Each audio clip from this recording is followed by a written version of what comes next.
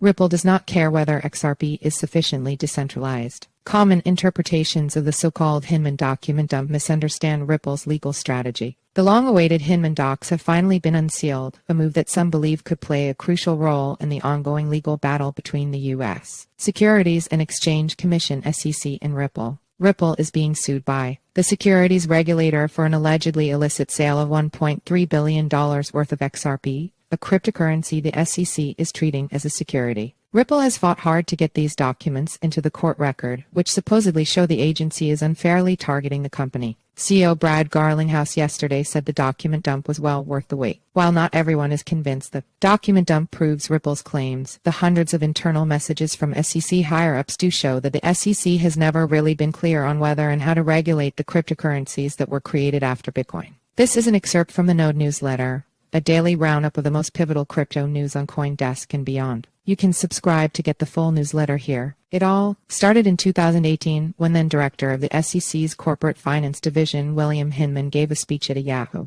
Summit where he argued that ETH, the native token of the Ethereum blockchain, should not be classified as a security essentially because the network had become sufficiently decentralized from its time of creation. Even if ETH was a security at launch, a very real possibility, the SEC notes, given how the token sale was conducted, blockchain networks can evolve and the circumstances can change. A similar line of thinking that supports live regulatory proposals like Hester Peirce's safe harbor guidance. See also, XRP prices jump as Hinman's speech released in Ripple Labs filing that public speech was based on Hinman's understanding of the Ethereum network at the time, and although Ripple is arguing that XRP is not a security, the company does not view Hinman's thinking as particularly helpful. Instead of arguing on similar grounds that XRP has decentralized over time, Ripple is trying to argue that Hinman's theory was not grounded in a proper understanding of securities law. In short, Ripple fought to see these documents and then fought to release them to the public because they sowed discord. On Twitter, Garlinghouse said it's absolutely unconscionable that Hinman gave his speech despite the lack of consensus agreement within the SEC, adding that the speech deliberately created confusion.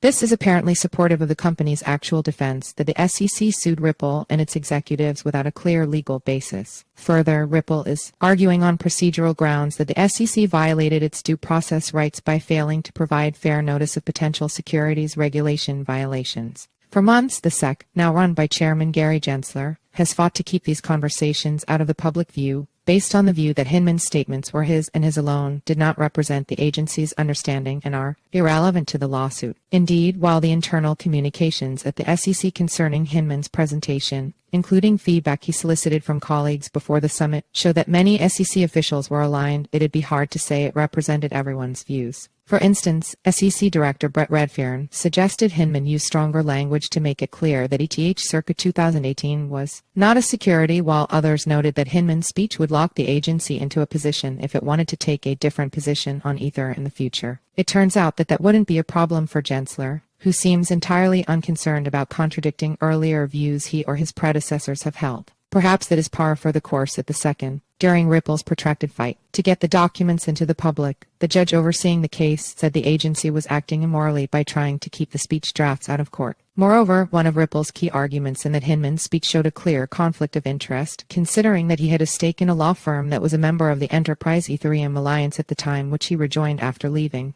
the SEC, according to an email exchange between Hinman and the SEC's ethics office. For its part, Ripple argues a few things about XRP. First, the for-profit company has for years said that it did not create the network or the token, although it is a primary developer on the chain and perhaps the organization that stands to gain the most materially from XRP's adoption. Further, perhaps confusingly, the company has argued that XRP is commodity money, a type of resource that is trade value for a diverse cast of investors, coders, and companies, like Bitcoin, BTC, and Ether ETH. There are a few things that point in favor of the idea that the XRP network has decentralized over time. Like any public blockchain, anyone can build using XRP or use the network to transfer assets. In late 2013, Ripple Labs released Ripple's full code base, which was not always public, theoretically offering tools to the world necessary to maintain the network without the involvement of any specific party. Several companies, most notably MoneyGram, rely on the network for some types of cross-border transactions. But for many people outside of the XRP army, Ripple has been something like a canker on the blockchain industry. This perhaps started with Ripple Labs' token distribution plan, the very thing being questioned by the second. Similar to some token treasuries today, Ripple decided it would control the disbursement of the 100 billion XRP units that will ever exist, distributing them to the community, early investors, and the company's founders. This is partially why Jeb McCaleb, the founder of Ripple who left to found the competing payments-focused blockchain Stellar,